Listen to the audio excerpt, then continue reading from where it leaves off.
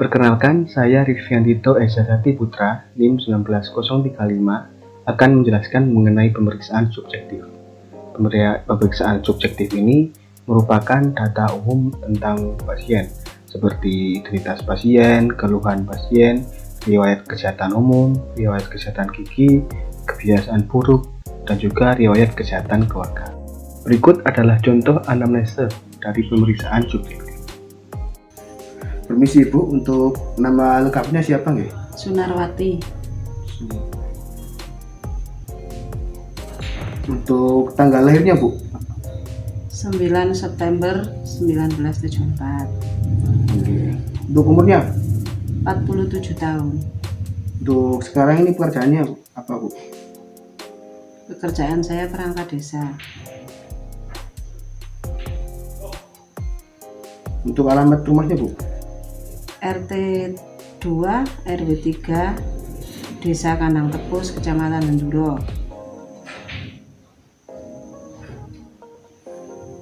Untuk nomor teleponnya Ibu yang bisa dihubungi? 082 337 250 696.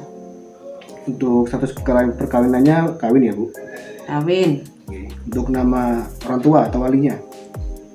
Ibu saya Ya, walinya Bu. Suciha.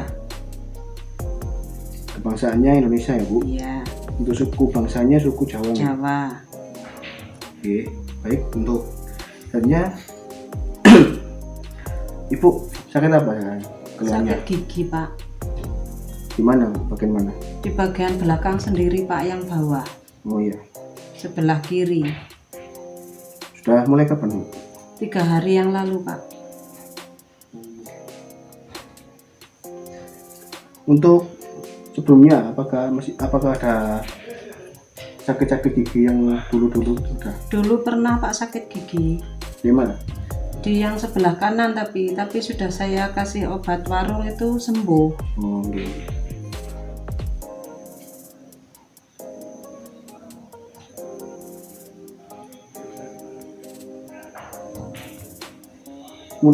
Dikasih obat warung ya Bu? Iya, saya Langsung kasih sembuh. berikan obat warung sembuh. Terus kalau yang sakitnya ini sudah dari kapan Bu? Sakit yang gigi yang bawah belakang itu? 3 hari yang lalu Pak. Dulu tuh pernah sakit, tapi juga saya kasih obat warung sembuh. Kemarin 3 hari yang lalu kok kambuh lagi. Oh, gitu. Untuk riwayat perawatan gigi ini dulu pernah melakukan perawatan ke dokter gigi apa enggak? Enggak pernah Pak. Terus kalau sikat gigi seharinya berapa kali? 2 kali sehari. Oh, oke. Kalau penyakit diabetes, jantung nggak ada? Enggak ada. Alergi? Tidak ada. Oke. Kalau kebiasaan buruk Bu, kalau biasanya kalau tidur itu biasanya mengerat ataupun makan mengunyah satu sisi itu nggak ada Bu? Enggak Pak. Oke. Kalau di keluarganya Bu, nggak ada sakit-sakit yang berpotensi menurunkan ke keluarganya? Tidak, Nggak ada? alhamdulillah tidak. Oke.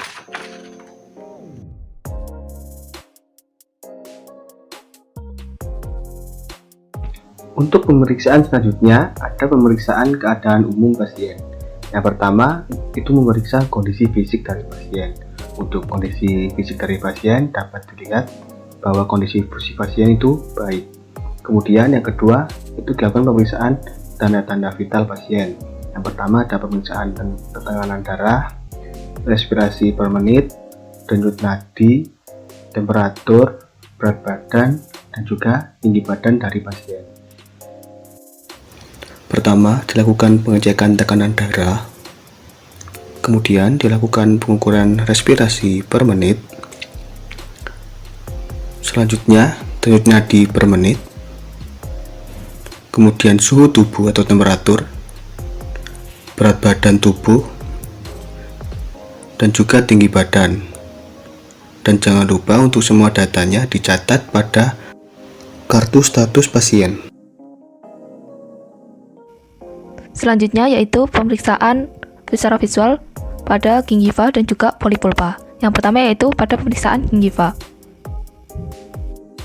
Pada pemeriksaan gingiva secara visual dapat dibantu dengan menggunakan kaca mulut, di mana gingiva normal itu berwarna pink coral atau coral pink atau berwarna pink salmon, dan juga tidak terdapat resesi gingiva dan tekstur gingivanya normal itu terdapat stippling.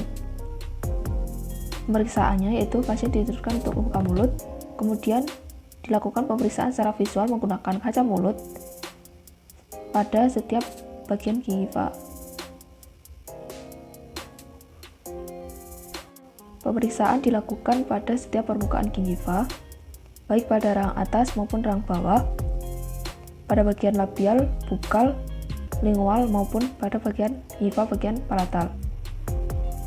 Pada jaringan periodontal yang mengalami inflamasi, maka warna gingiva bisa menjadi berubah erythematus atau kemerahan. Nah, kemerahan ini bisa dilihat dari daerah interdental yang nanti dapat meluas ke margin gingiva atau sekitar attach gingiva.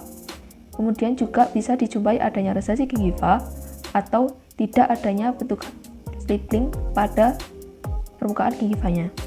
Selanjutnya yaitu pemeriksaan polip, di mana pemeriksaan pada polip pulpa dapat dilakukan dengan bantuan kaca mulut dan dilakukan secara visual, di mana pemeriksaan pada polip pulpa itu dilakukan apabila pemeriksaan karies diketahui terdapat adanya karies profunda perforasi. Apabila karies melibatkan servikal gigi, maka perlu diperiksa ada tidaknya polip gingiva. Polip pulpa disebut juga dengan pulpitis hiperplastik yang merupakan bentuk dari pulpitis irreversibel pada pulpa yang terinflamasi secara kronis hingga muncul ke permukaan okusal gigi. Biasanya ditemukan pada kondisi gigi perforasi pada atap pulpanya. Polip ini berupa jaringan granulasi yang terdiri dari serat jaringan ikat dengan pembuluh kapiler yang banyak, bersifat asimptomatis, bisa juga pada beberapa kasus ada rasa nyeri ringan ketika digunakan untuk mengunyah, dan terlihat sebagai benjolan berwarna merah yang mengisi kavitas di permukaan okusal gigi. Sedangkan polip gingiva merupakan polip yang berasal dari jaringan gingiva yang terjadi karena adanya iritasi ringan yang bersifat kronis akibat gesekan antara gingiva dan tepi permukaan gigi yang tajam maupun adanya karies proksimal. Permukaannya lebih halus, warnanya normal seperti gingiva sekitarnya, dan biasanya pada gigi yang mengalami karies proksimal. Mudah berdarah tapi tidak sakit jika ditekan. Cara melakukan pemeriksaan ekstraoral. Yang pertama, operator berada di depan pasien dan pasien duduk di tempat yang telah disediakan. Kemudian, operator mengamati apakah wajah pasien pucat atau terdapat bercak merah atau ada pembengkakan pada bagian wajah dan leher. Kemudian dilanjutkan pemeriksaan kelenjar limfe dengan cara operator berdiri di belakang pasien untuk melakukan palpasi pada kelenjar limfe. Operator melakukan palpasi pada beberapa bagian kelenjar limfe pasien, yaitu kelenjar submental, kelenjar submandibula, kelenjar parotis, dan kelenjar servikal. Operator harus memperhatikan apakah ada pembengkakan atau tidak, apakah lunak atau keras, dan terasa sakit atau tidak bila dipalpasi. Pemeriksaan selanjutnya adalah pemeriksaan pada TMJ. Yang pertama adalah inspeksi. Pemeriksaan inspeksi dilakukan dengan memperhatikan apakah terdapat pembengkakan, deformasi ataupun deviasi pada dagu. Pembengkakan dapat terjadi karena adanya infeksi bakteri ataupun inflamasi pada sendi. Kehilangan gigi dan maloklusi dapat mengawali adanya gangguan sendi temporomandibular. Yang kedua adalah auskultasi. Pemeriksaan selanjutnya adalah pemeriksaan auskultasi menggunakan alat berupa stetoskop yang diletakkan pada TMJ. Pemeriksaan ini dilakukan pada kedua sisi TMJ yang dilakukan secara bergantian. Tujuan dari pemeriksaan ini adalah untuk mendengarkan suara yang tidak normal saat pembukaan dan penutupan mandibula, berupa suara clicking, crepitus, maupun popping. Clicking yang terjadi pada awal fase membuka mulut menunjukkan dislokasi diskus ke anterior, sedangkan clicking yang terjadi atau timbul lebih lambat berkaitan dengan kelainan meniskus. Crepitus sendi ditunjukkan melalui bunyi kemeretak yang lebih sering timbul saat translasi. Perforasi perlekatan diskus posterior juga berkaitan dengan crepitus sendi. Yang ketiga adalah palpasi. Yang pertama adalah palpasi lateral TMJ. Kedua jari telunjuk operator diletakkan pada prosesus kondiloid kanan dan kiri. Pasien diminta untuk membuka dan menutup mulut. Amati dan catat apabila terdapat nyeri tekan. Yang kedua adalah palpasi posterior TMJ. Kedua jari kelingking operator diletakkan pada eksternal auditory meatus. Lakukan palpasi permukaan posterior dari kondilus selama pergerakan mandibula. Yang ketiga adalah palpasi otot temporalis. Lakukan palpasi di sepanjang otot temporalis menggunakan dua jari telunjuk dan dua jari tengah.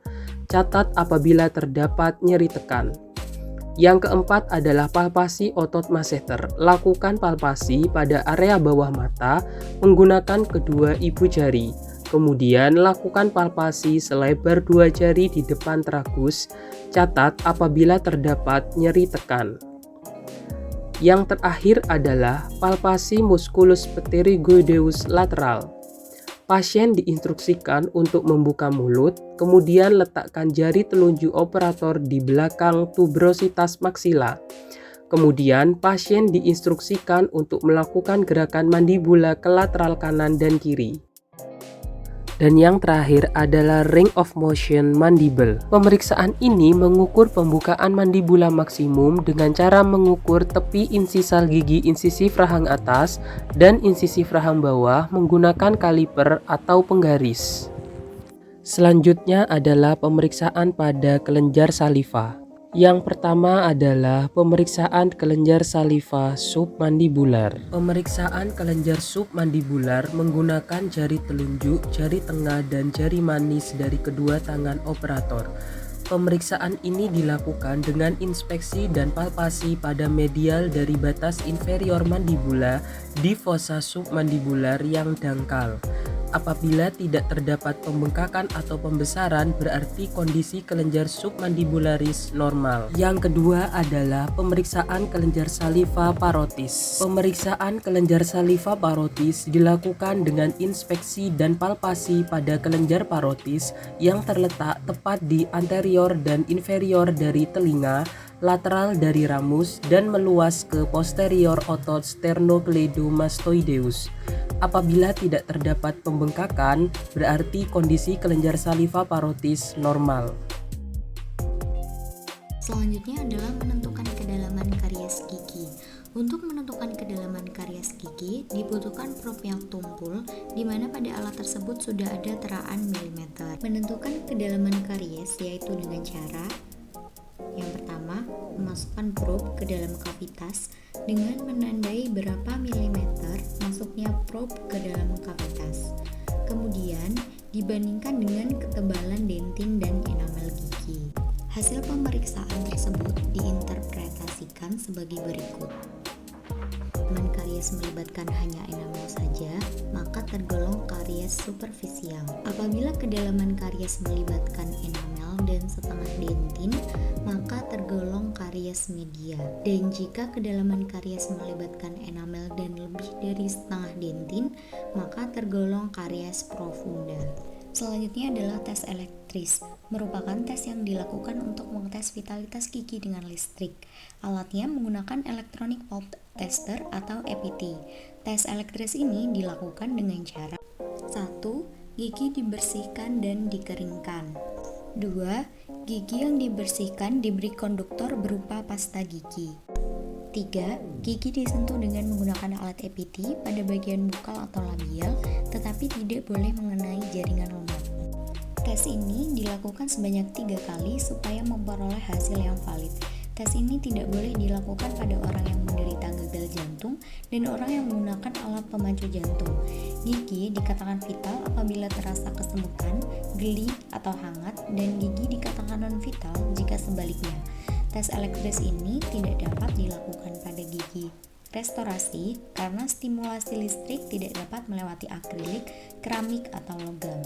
Tes elektris ini terkadang juga tidak akurat karena beberapa faktor antara lain kesalahan isolasi, kontak dengan jaringan lunak atau restorasi, akar gigi yang belum imatur, dan gigi yang trauma, dan juga baterai yang habis. Selanjutnya pemeriksaan palpasi. Caranya yaitu meraba mukosa gingiva setinggi apeks gigi menggunakan ujung jari lalu dicek apakah pasien merasakan sakit. Selanjutnya adalah tes perkusi. tes perkusi merupakan suatu pemeriksaan dengan cara memberikan pukulan cepat tetapi ringan menggunakan ujung jari atau ujung instrumen pada gigi. Tes ini bertujuan untuk mengetahui adanya keradangan pada jaringan periodontal maupun pada daerah periapikal. Terdapat dua metode perkusi. Yang pertama, tes perkusi horizontal bukolingual untuk mengetahui adanya kelainan di jaringan periodontal. Yang kedua, tes perkusi vertikal oklusal untuk mengetahui adanya kelainan di daerah periapikal. Mula-mula lakukan pemeriksaan menggunakan jari dengan intensitas rendah. Kemudian, ketukkan ujung kaca mulut pada permukaan insisal atau oklusal mahkota secara vertikal oklusal dan horizontal bukolingual. Apabila nyeri subjektif parah, maka hindarkan pengetukan gigi, tetapi tekanlah gigi secara perlahan dengan ujung jari telunjuk. Pasien akan merespons dengan mengatakan bahwa itu sakit, atau yang lebih valid ditunjukkan dengan pergerakan tubuh pasien, reaksi refleks, bahkan reaksi yang tidak bisa dikatakan. Hasil yang dapat diperoleh apabila 1. Sakit yang dirasakan ringan hingga moderat, maka ada inflamasi jaringan periodontal. 2. Sakit yang dirasakan tajam, maka ada inflamasi pada daerah periapikal. Selanjutnya adalah tes tekanan. Tes tekanan atau drug adalah pemeriksaan yang dilakukan dengan menekan bagian insisal atau oklusal gigi menggunakan jari atau dengan menggigit tangkai instrumen yang telah dibungkus kasa atau kapas. Tes ini bertujuan untuk mengetahui adanya keradangan pada jaringan periodontal maupun fraktur pada gigi. Tes tekanan dilakukan dengan cara memberi tekanan pada gigi secara ringan atau pasien diinstruksikan untuk menggigit tangkai instrumen hingga gigi beroklusi. Hasil dapat diamati apabila 1. Jika terasa nyeri, maka ada inflamasi pada jaringan periodontal. 2. Jika tidak terasa nyeri, maka tidak ada inflamasi pada jaringan periodontal. Berikutnya yaitu tes kegoyangan gigi, yang dimana tes kegoyangan gigi ini dilakukan untuk mengetahui adanya kerusakan dari jaringan periodontal. Pemeriksaannya ini dilakukan dengan meletakkan dua handle instrumen di pada bagian permukaan gigi, bagian labial atau bukal, atau sisi lingual atau palatal. Yang dimana selain itu juga dapat dilakukan dengan menggunakan satu handle dan juga satu jari, yang dimana untuk handle-nya ini diletakkan pada permukaan labial atau bukalnya, dan ujung jarinya diletakkan pada sisi lingual atau palatal. Jadi pada pemeriksaan kali ini saya akan menggunakan dua handle instrumen, yang dimana handle instrumen ini akan diletakkan pada bagian labial dari gigi pasien, dan juga satunya lagi diletakkan pada bagian palatalnya. Lalu untuk penggerakannya ini dapat digerakkan secara ke arah bukal atau palatal, yang dimana ini nanti digerakkan secara perlahan seperti ini. Lalu setelah itu ini untuk penggerakan secara horizontal. Lalu selanjutnya untuk vertikal dapat dilakukan dengan meletakkan instrumen alat pada bagian insisal dari gigi dan ditekan-tekan seperti ini. Setelah dilakukan pemeriksaan, pengukuran mobilitas gigi dapat dinilai sesuai dengan indeks Miller, yang dimana untuk mobilitas derajat 1, tanda pergerakannya itu lebih besar daripada mobilitas normal gigi. Untuk mobilitas derajat 2, pergerakan mahkota hingga 1 mm di segala arah. Dan mobilitas derajat 3, adanya pergerakan mahkota yang lebih dari 1 mm di segala arah, atau adanya depresi vertikal, atau adanya rotasi mahkota di soket gigi. Selanjutnya dilakukan pemeriksaan tes termal. Tes termal merupakan tes kevitalan gigi meliputi panas dan dingin, di mana tes ini digunakan untuk menentukan sensitivitas perubahan termal pada gigi, di mana tes ini digunakan pada gigi yang masih memiliki mahkota dan ruang pulpa. Apabila gigi sudah dilakukan perawatan saluran akar, tes ini tidak perlu dilakukan. Pertama, operator jangan lupa menggunakan handscoon, masker, dan jas lab. Pertama, dilakukan tes panas, di mana pemberian stimulus panas ini menggunakan busa perca. Yang pertama-tama, pasien diminta untuk duduk dalam posisi tegak dan dagu sejajar dengan lantai. Lalu, operator berada di depan pasien. Pemeriksaan dilakukan dengan mengisolasi gigi menggunakan cotton roll pada daerah gigi yang akan diperiksa.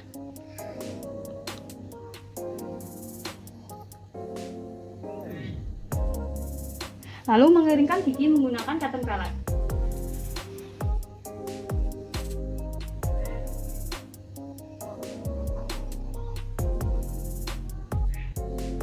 Setelah itu kita ambil buta perca, lalu kita panaskan di atas bunsen. Lalu kita tempelkan pada bagian okluso bukal gigi. A. Di sini, pasien merasakan nyeri yang tajam dan singkat ketika diberi stimulus gula perca, yang menandakan gigi vital. Sebaliknya, apabila tidak ada respon atau pasien tidak merasakan apa-apa, maka gigi tersebut non-vital. Yang kedua, pemeriksaan dingin, di mana pemberian stimulus dingin menggunakan klor etil.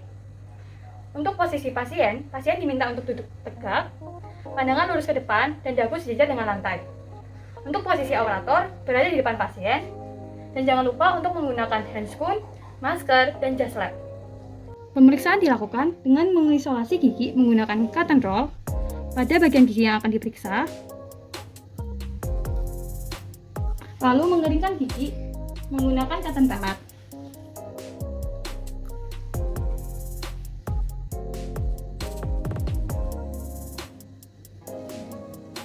Selanjutnya, menyemprotkan klor etil pada cotton pellet sampai terbentuk bunga es. Lalu ditempelkan pada bagian okluso bukal gigi. A. Di sini, pasien merasakan nyeri saat dilakukan pemberian stimulus dingin. Maka menandakan bahwa gigi tersebut vital. Apabila tidak ada respon atau pasien tidak merasakan apa-apa, maka gigi tersebut non-vital atau nekrosis pulpa. Selanjutnya adalah tes kavitas.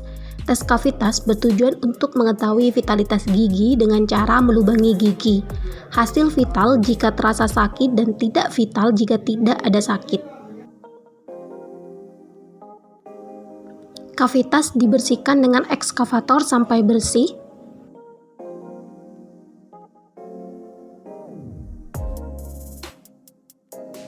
Kemudian irigasi kavitas.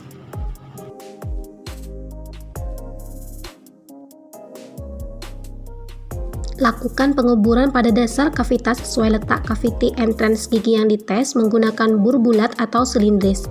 Bila timbul rasa sakit, hentikan, beri tanda positif pada status.